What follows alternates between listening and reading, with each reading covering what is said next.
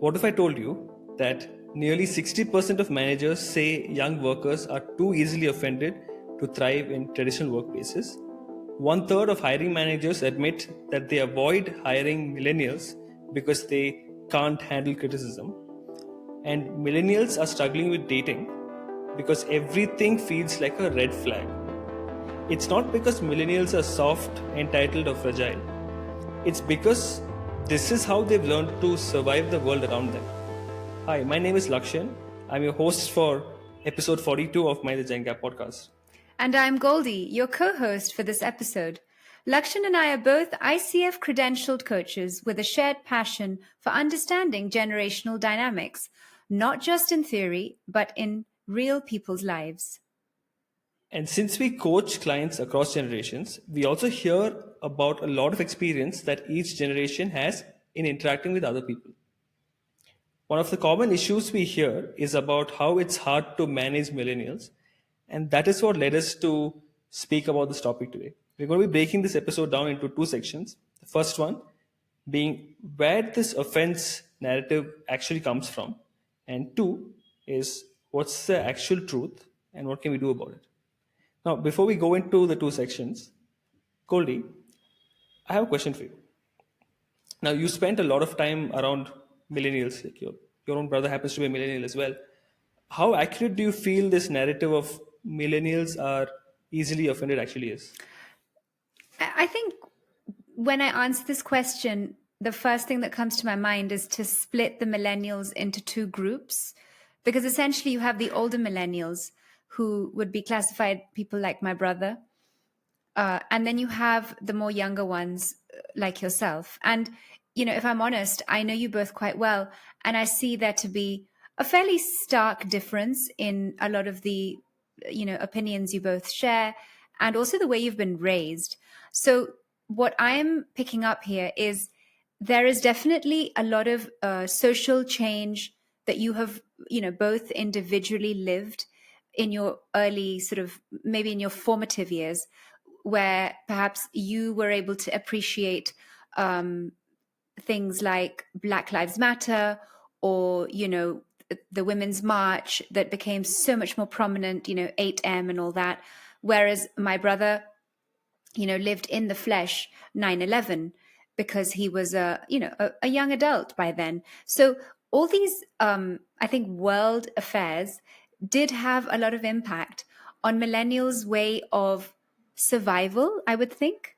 And so often they may come across as feeling offended, but I think it's actually their form of self-protection, because the world has prepared them, as you quite rightly said in your introduction, to just be prepared for a comeback, if I may say so, when something is said to them. And they also feel perhaps a little sensitive towards certain topics, which have actually taken a lot of spotlight in the last sort of, say, 2 decades. And because they're in a place of in the place in their lives which would be beginning to work, for example, and they have to interact with other cohorts, it's just sort of the lottery that's become their luck to be in that place at that time. Because obviously we've all lived through these experiences as well, especially the older lot, X, for example, and then Gen Z to some extent do have some memory of these events, but they haven't had to actually put themselves out there the way the millennials really and truly have. So I think, yes, they might look as if they're offended, but I don't think it's to do with they are fragile or they are sensitive, not more than any other cohort, if I'm honest. I think it's just the way the world has just put them in this situation, thanks to all the different events that have taken place. I think you answered this question so fantastically because you brought in so many factors, so many nuances that shape this narrative, right? And basically, it's like every other cohort or generation of people as well. That it's all these things that kind of came into play, and it's not like one is more offended than the other per se. It's just so much of context is there, right? So obviously, this is not a question with a very singular, simple answer. So let's really dive deep into understanding what is actually happening. Right? So we'll start with part one obviously, because part two is a weird place to start, which is where does this offense narrative actually come from, right? As Goldie, you said, this is a pattern that we've seen before, right? Every time there is one generation that kind of comes of age and becomes a more prominent or predominant uh, new kid on the block, so to say, every generation before them looks at them and says, no, no, no, no, you guys are this way, you guys are that way, and all that stuff. And we do the same for the generation after that as well. It's been the case since the times of like the Roman philosophers and all that stuff. It's going to be the case moving forward as well. Just as um, ancient philosophers complained about young people lacking respect and boomers thinking that Gen X are rebellious, and now saying the same thing about millennials and saying the same thing about Gen Z, it's going to keep happening. It's going to keep continuing. This is just the way it is. It's not a generational thing per se. It is a narrative thing, and it's going to be the case moving forward. It's a very normal thing to happen. I'm thinking back at my time in school as well, time in school and college. Somehow, there was always this belief that, hey, we are the last of the mature batches in college or in school. The ones after that are hopeless, blah, blah, blah, blah, blah. Everyone thinks that way. Right? And we think about this with people who are just 1 year apart from us. We're obviously going to blow it out of proportion when it comes to people who are an entire generation different from us, right? And when there is this new generation that comes into visibility, the previous one gets a little bit, say, uncomfortable.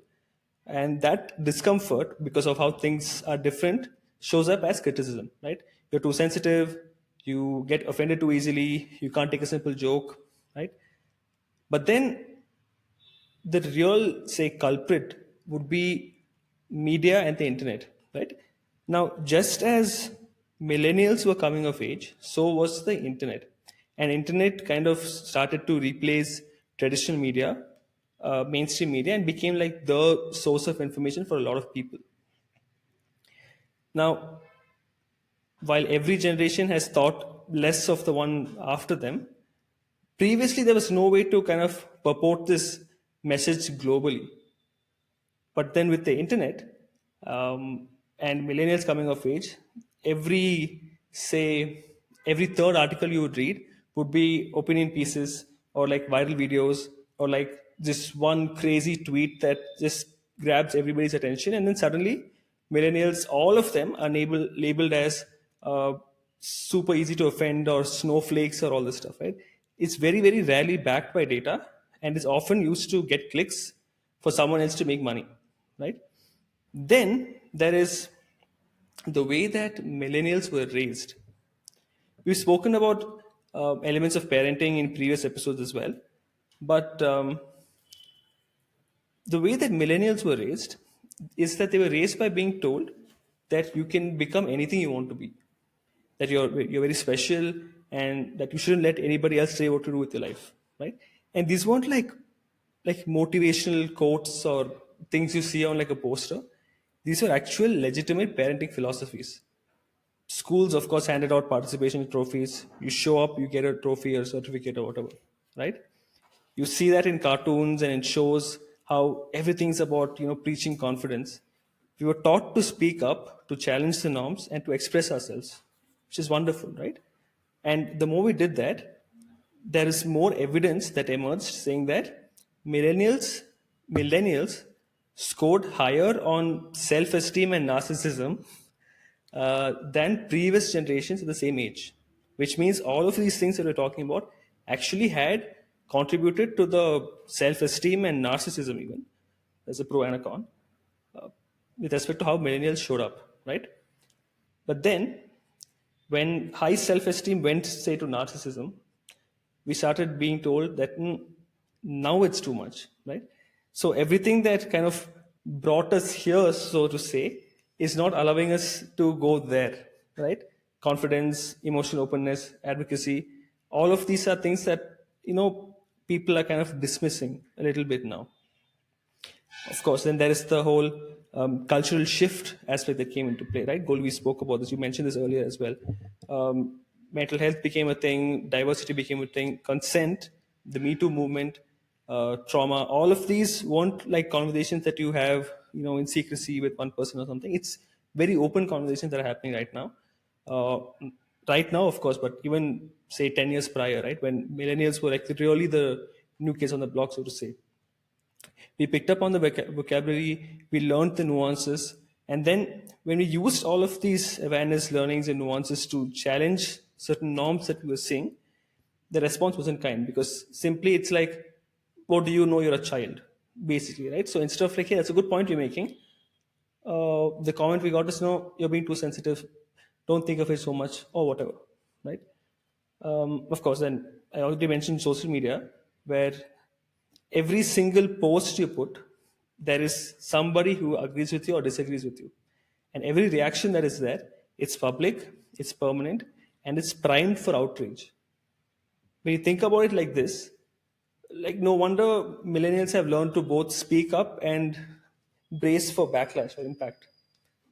There's cancel culture, which is like the last, say, um, the straw that broke the camel's back, so to say, right? Some people look at it as accountability, of course. When people do something heinous, you call it out and you take appropriate action for that. But then when it gets misused or abused, it really does a lot of harm. And for a lot of people, this cancel culture thing becomes fear, right? Because no matter where you stand, millennials were the first to weaponize this and also be targeted by it. And this will really shape the way that you show up and how quickly people label your discomfort as offense. Yeah. So this is what I'm sitting with, Goldie. Question is, did millennials become easily offended, or did the rules just change and we got punished for following them? So You what do know, you, please go what on. am I thinking? Yeah, a lot of things. You know, it's so easy to focus on the disruption and anything that calls for, say, a conflictive conversation online, isn't it? It's so easy to do that because there's going to be high emotion.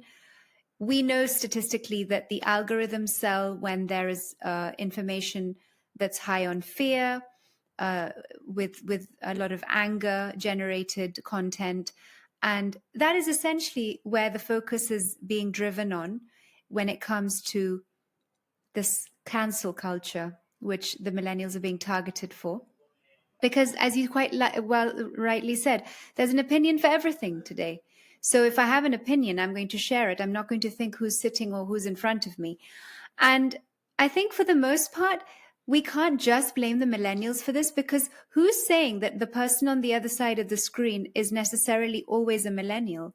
I'd like to challenge this, because I can tell you from a personal example, and I'm going to say this today because it happened to me quite recently. Um, I'm a Gen X, and I'm very active on social media, and I'm also a big fan of, inspiring people with content that I produce, given the nature of my work. And I recently put out a post on, one of these platforms, and I'm not going to give names or names of platforms, but there was a photo associated to the post, which was of me, and a person in my community screenshot that picture of me and decided to share it on a WhatsApp group where there's other people who don't necessarily follow me on the social media platforms. So let's just get one thing clear. There was a breach of privacy there, because I may have a number of followers, but not necessarily all the people on the WhatsApp group are a part of this, because it's a private account. And that photo was then described as something that was not meant to be very appropriately described as, and it was classified as a joke. Okay, so I read this immediately and I took offense, and I told off this person publicly, and they deleted the photo off the chat. Is that me being an oversensitive millennial? I would say no. It's me taking offense on a breach of a boundary that somebody has taken the liberty to overcross. Am I responsible for what I post online? Of course I am 100%. But that's where I would like to counter argue on this whole episode today. Are we just labeling millennials as sensitive for the way they've been raised and parent, or the way they are parenting as well? Or is it just generally the online culture has become so crass and so insensitive, in general, towards people's feelings and the way you associate yourself with the person? And this is a person in my community who I have very high respect for, but I had to call them out on what they'd done, you know? Um, and I want to share another example with you, which is also related to a scenario where there was an older millennial and a much, much younger millennial. They worked together. The older millennial was a gentleman, and the younger millennial was a young woman, both working together on a team in the workplace. She reported to him. They would go out for after dinner, after work drinks, as many team members do.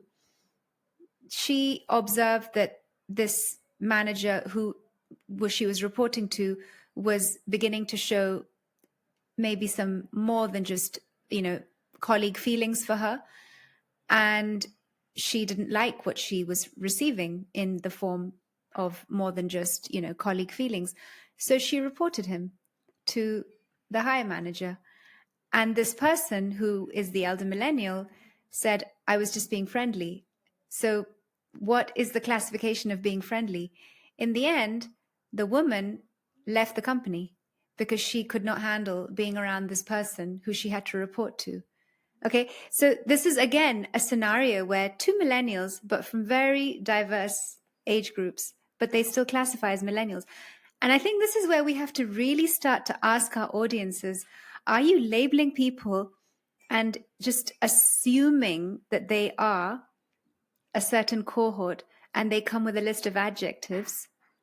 Or is our society becoming extremely oversensitive, which is where things like cancel culture, and one that you haven't mentioned, Lakshan, is quiet quitting. Yes. So, where does quiet quitting come from? It comes from a generation, we don't even know which one, who is getting or feeling fed up and burnt out at work. But essentially, where does that all begin? From poor communication and poor boundaries and wanting to say enough is enough. So instead, they develop this new term called quiet quitting, and slowly people start to walk out. I think quiet quitting itself is a topic for a deep dive for another episode. It's quite surprising we haven't done that yet because it's quite a prominent topic. We'll take it up some other time. But Yeah. the thing that stuck out for me, Goldie, is one thing you said, which is basically, is it that millennials or we as people are have become overly sensitive, or is it that the world at large and because of the internet that people have just become insensitive? When you Yes. share your example, it's like, is it this or is it that? Yeah. And I think a person who doesn't have a good sense of personal esteem, value, self worth, could, pendulate very easily in one or the other direction because of the overstimulus, because of the overthinking that one does as a consequence of the communication styles online. Because a lot of this oversensitivity is related to our emotional intelligence, isn't it? And so, where are we learning to understand ourselves and have that self awareness? And where do we stop doing it? And we just follow the herd and say, yeah, there's 10 comments going against this one piece of content. I'm going to follow the herd. And if I go against it because, God forsake, I disagree with somebody and that I'm that one disruptor on the line of comments, I'm also going to get hit back. It's like you can't win, no? You can't win. It's a, it's a hard wall, and Yeah, exactly, yeah. exactly. And some of the points you mentioned, Goldie, is actually what we're going to be tackling in the second portion of this episode, which is segment two, on Hmm. what is the actual truth and what can we do about it now, right? So we're moving from perception to reality. What are facts, right? Hmm. And the reason is because what's actually happening beneath the easily offended label is sort of a deeper, say, emotional evolution, right? Uh, of course, it's happening throughout the world, and in India over here, it's got its own twist and flavor, so to say. Now, millennials globally are the first generation to grow up with access to therapy, emotional language, and self-awareness tools, uh, not taboos, basically. Hmm. In India, the shift is still in motion in the urban sector spaces. Therapy is becoming normalized. Instagram has become a source of affirmation. Even Bollywood movies and celebrities are talking about trauma and healing and doing Hmm. the work, inner work, so to say, right? But then, of course, in India at least, the change is not complete. Log kya kahenge, which basically means what will people say, is something that still echoes in all of our homes. Hmm. Shame is still a very prominent parenting tactic. Yeah. And a lot of us are still first generation feelers in families that were taught to suppress and survive. Hmm. On top of all of this, we're carrying this enormous pressure, being academically excellent, getting a job and being secure in the job, getting married by 30, kids by 35, make it look fantastic on LinkedIn and social media. And it's exhausting when you do this, right? And when your nervous system is maxed out, even like small piece of feedback can feel like you're being slapped. And this is like adding to that overstimulus factor that you mentioned, Goldie, right? Because social media also it completely makes this whole process exponential, right? One wrong post, and you're not just offending strangers, you're embarrassing your family. Uh, Maybe you're embarrassing your company, the organization you're working at as well, right?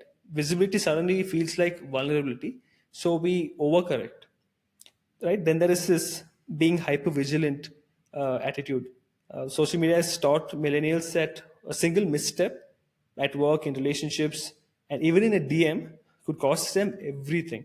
It's trained us to scan for danger in feedback, tone, and subtext, right? So this is a little bit related to the second example that you mentioned, not directly, but there is that constantly scanning for danger, right? Of course, this danger in this case was something else, but it's still that hypervigilance factor is still there. So we know it's not that millennials can't take criticism.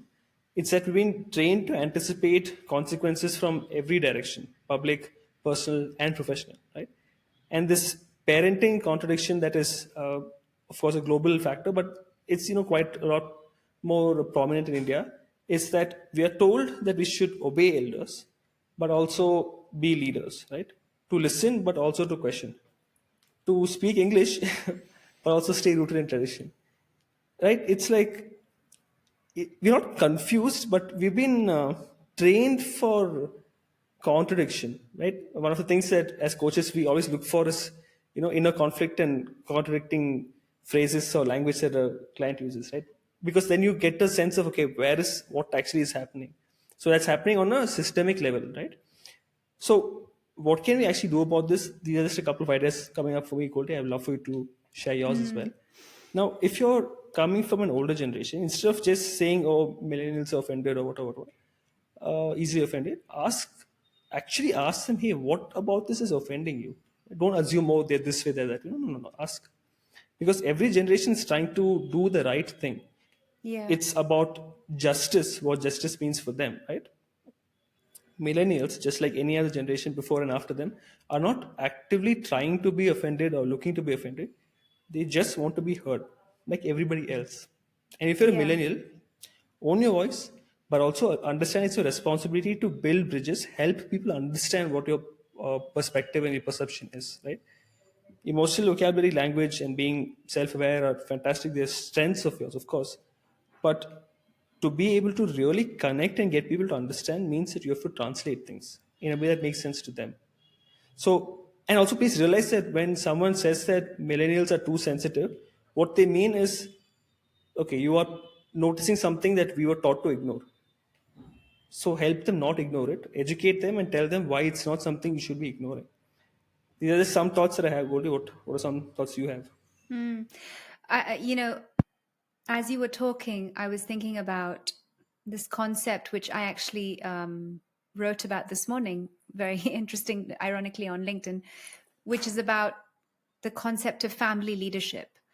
And, you know, when we associate the word leadership, the first thing that comes to most of our minds is organizations, teams, managers. Who do you report to? Who corporate? Yeah, it's top down or bottom up or horizontal. But if you were to take that same concept and apply it in a family, and I'm talking about a progressive family today, where we have maybe up to three generations that could be not necessarily living together, but they definitely have a fair amount of interaction between themselves. So, you know, we are going to see the children, the parents, and the grandparent or parents. That's three generations for you. And it doesn't matter where they belong to, whether it's boomers, X, and Z, or it's millennials, boomers, and silent. You know, you'd still have a lot of grandparents, silent grandparents, who are, you know, very self-aware and very awake and present in families. And so what this idea of leadership that I'm trying to propose here is, who is the leader? Now, traditionally, we would think it's the grandparent. Why? Because of hierarchy, because of systems. However, if we were to associate the leadership to be ever evolving and a bit like a symphony of influence, which is the term that I came up with, it would mean that given the situation, you don't know, but the educational factor, which is something you brought up, can come from the millennial and go upwards. And there is an example I want to use to back this up with. You know, I grew up, and I'm an ex, with this whole idea of you can't date anyone because it's wrong. There was this huge taboo in my community because I'm, you know, from a conservative Indian family. So what did we do? Like every teenager, you date behind the back of your parents. And we've all done it. I mean, I'm not the first person who's done this. Now, when you have a breakup, who do you go to? Who do you turn to take solace, to take comfort? Your friends, right? Now, today, however, because generations are being educated and they've lived experiences, if I experience one of my children having a breakup, who will they go to? Most likely their friends, but I know they'll come to me as well because I have that empathy that I can provide because I've been through it. Though we can't blame the ones before us because they didn't go through it. So how are they going to provide the empathy? Okay. And so this is where this oversensitivity from the millennial gets tapped into because they're overcompensating for something that they're suppressing so deeply, maybe in their own homes. And it comes out and it erupts like a volcano online or in the workplace. It's opinions that have been disregarded, not taken into account. But it doesn't mean they're not valid. But it's quite rightly what you said. Why are we burning the bridges entirely? Let's understand, where is this coming from? And I just gave one example about dating. It could come from anywhere. It could be a belief that they've held on to for so long that it's no longer serving them, but instead of addressing the new belief that could come from it, they are showing up as too sensitive or offended. Yeah, yeah. And even just taking this dating example, of course, when you were doing it, it was like behind your parents' back, and it's not quite the same like now. Yeah. And because of that, a lot of say older generation folk, they're like, oh, you have it so easy. We had to do it this way behind our back with our parents, and we are allowing you to do it this way, and all this stuff. So somehow it's like one generation, that entire interaction or conversation, the younger generation would internalize it one way, the older ones would internalize it a different way, and that is cause for clash. Yeah. Exactly. However, instead, if you see the benefits of having dated behind your parents' back and not becoming the victim towards your, the future generations, and say, hey, but you know what? I know how that is. Come to me when you have your first breakup. Or let's tell grandma about it because she has no idea. Or granddad doesn't even know what it would be like to date. Pluck up the courage as the middle generation. It's my invitation to the middle generation, and speak up because you can. You're not going to get fired for having dated somebody 30 years ago. You've been there, you've done that, right? But your parent will find it quite hilarious to hear about your stories because it can only add some value to their knowledge, and maybe they become or they befriend their grandchild in a situation that presents today. Yeah.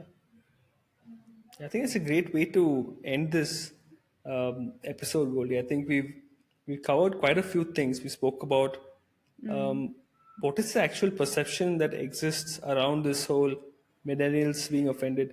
The same thing can be. We could literally replace this topic or title of this episode.